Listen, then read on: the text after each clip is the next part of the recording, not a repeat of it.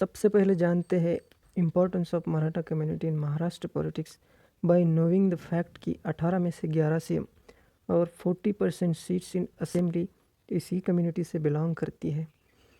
Tracing back इसकी शुरुआत 1980 के दशक में आपको मिलती है। वही एजेंडा लेकर मराठा महासंघ के कुछ एमएलएज इसी कम्युनिटी के आशीर्वाद से 1992 की असेंबली में पहुंच जाते हैं। आगे चलकर इस बात को लेकर बहुत ज़्यादा पोलराइजेशन होता है। 2009 की असेंबली इलेक्शन के मैनिफेस्टो में इस बात को रखकर ऑफिशियल रिजर्वेशन की मांग करने वाली राष्ट्रवादी स्टेट की पहली पार्टी बनती है। 2009 की अशोक चौहान की गठबंधन की सरकार इस मांग के प्रति दुर्लक्ष करती दिखती है। बाद में ये मांग पृथ्वीराज चौहान के गवर्नमेंट में जोर पकड़ने की असेंबली इलेक्शन के मैनिफेस्टो में इस बात को रखकर ऑफिशियल रिजर्वेशन की मांग करने वाली राष्ट्रवादी स्टेट की पहली पार्टी बनती है। 2009 की अशोक चौहान की गठबंधन की सरकार इस मांग के प्रति दुर्लक्ष करती दिखती है। बाद में ये मांग पृथ्वीराज चौहान के गवर्नमेंट में जोर पकड़ने लगती है।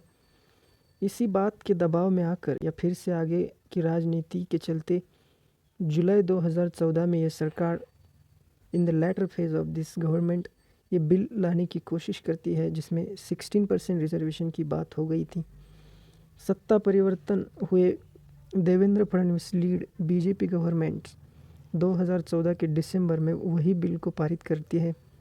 ये दोनों बिल जो पहले की गवर्नमेंट और देवेंद्र फडणवीस की गवर्नमेंट में जो पारित किए हुए थे, ये दोनों बिल्स मंडल केस 1919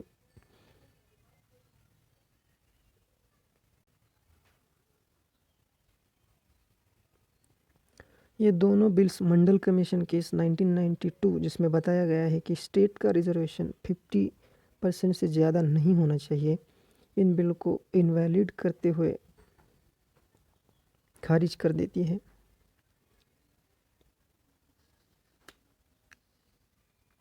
जबकि आपको पता होगा कि महाराष्ट्र में इससे पहले भी 52% रिजर्वेशन पहले से चालू है।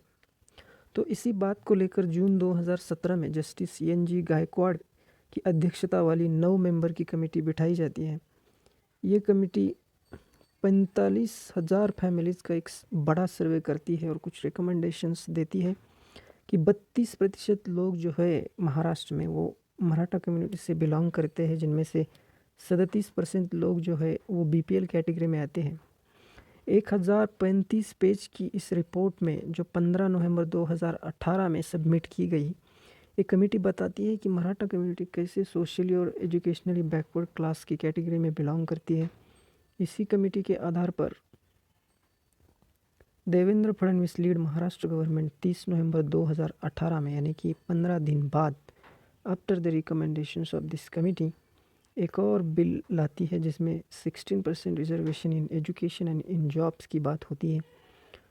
बॉम्बे हाई कोर्ट में इसी बात से नाखुश जस्टिस जिसरी पाटिल एक प्ली फाइल करते हैं जिसमें वो बताते हैं इसी बात से नाखुश जस्टिस जिसरी पाटिल बॉम्बे हाई कोर्ट में एक प्ली फाइल करते हैं जिसमें वो बताते हैं कि ये रिजर्वेशन कैसे मंडल कमीशन के 50% कैप को वायलेट करता है।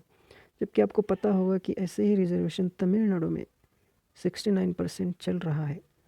जून 2019 में बॉम्बे हाई कोर्ट का फैसला आता है जो इस बिल को या इस एक्ट को वैलिड करते हुए by reducing demand to 12% in education and 13% in job इसको वैलिड करता है। आगे चलकर ये केस फिर सुप्रीम कोर्ट में पहुंच जाता है जिसमें अब ये case Uddhav Thackeray lead Maharashtra government के लॉयर मुकुल रोहतगी लीड कर रहे हैं, जिनकी ये मांग है कि ये केस की सुनवाई लार्जर बेंच यानी कॉन्स्टिट्यूशनल बेंच के पास हो। आपको याद होगा कि कॉन्स्टिट्यूशनल बेंच में 5 या 5 में से ज़्यादा जज होते हैं। Currently this matter is under sub judicial. तो बस इतना ही। अगर आप इस वीडियो को लाइक करते हैं तो subscribe to ask we group. Thank you.